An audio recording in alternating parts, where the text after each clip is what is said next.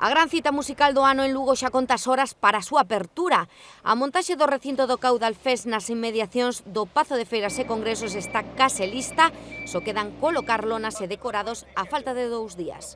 Son os que despois van a darlles empaque xa de macro festival que vamos a realizar na nosa cidade, o primeiro destas características. Estamos moi contentos porque a verdade é moi complicado facer que un festival na primeira edición sexa xa o terceiro evento por tamaño de Galicia.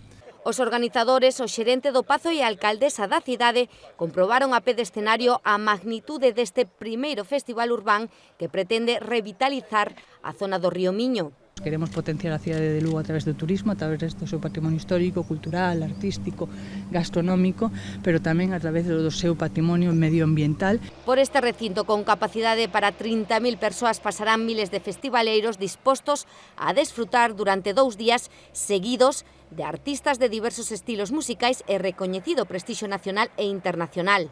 Polo momento hai máis de 10.000 entradas vendidas e agárdase que se cheguen ás 12.000. Para Lugo, a repercusión socioeconómica que vai a ter con este evento pois é moi importante, non? Dada a multitude de xente que se espera, a rexedora lucense animou os asistentes a desplazarse a pé ata a zona do evento. En todo caso, anunciou Méndez, o Concello ofrecerá ademais do amplo aparcadoiro na zona dun servizo gratuito de autobuses desde o centro.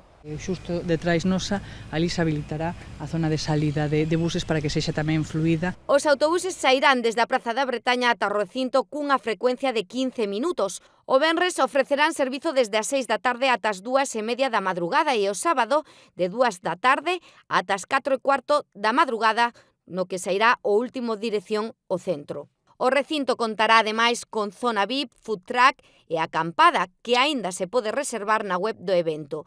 Lugo, cos brazos abertos, van a descubrir este tesouro, a historia do noso país, a gastronomía, pero van a descubrir o mellor tesouro que temos os lucenses, que son os seus veciños e veciñas. Para recibir a miles de persoas de toda España.